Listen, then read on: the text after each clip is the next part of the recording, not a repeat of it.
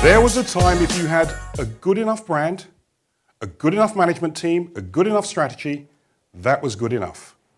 This is no longer good enough. It is time for a new sort of leadership.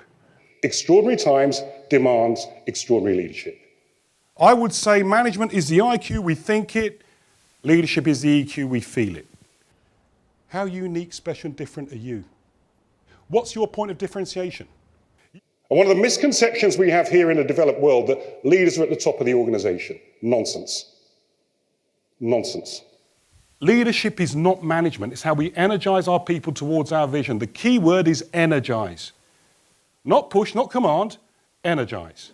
You can do the things that other people said could not be done if you lead. If you're really going to get the fan base that you deserve, number one, manage a little less, lead a little more. 3 men working on a building site in the burning sun. It's the toughest work you can imagine. They're dripping in sweat. The journalist comes up to them and said to the first one, "Why do you do this job?" "I haven't worked for 3 years. I took the first job I could get." Goes to the second one, "Why do you do this job?" "I've got a wife and 3 kids to feed. I took the first job I could get." Goes to the third one, "Why do you do this job?" "I'm helping to build a cathedral." It doesn't matter how monotonous, how repetitive, how menial the role of anyone in your organization is. They deserve someone to believe in and something to belong to. The cathedral. The bit that makes it special is the leadership, and I call that vision, people, teams, culture. And culture is the way we get things done around here. And culture is oh so much more powerful than strategy. Big, safe, secure, slow. Stories create culture. There was a time when organizations chose the talent. We live in a time today where the talent, if it's brave enough, can choose the organization.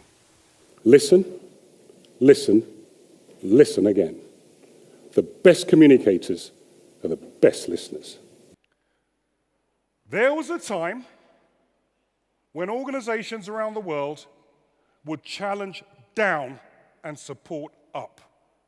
And I hope this isn't ringing a bell here. Progressive organizations today know they need to support down and challenge up. Number one, the 4 most powerful words that any leader can use. What do you think? What do you think? You've just started to engage your people. Recognize them. Recognize every contribution. Catch people doing things right. When we're doing innovation, who wants to work for the pessimist? And to be that leader, it's not what you say, it's what you do. A leader's born or a leader's made. I disagree with all of them. I think leaders are found. I think you've got a ton of leaders in your organization. They're not called managing director, they're not called VP. They may not be in a leadership role, but they're there. Good leaders create followers, great leaders create leaders.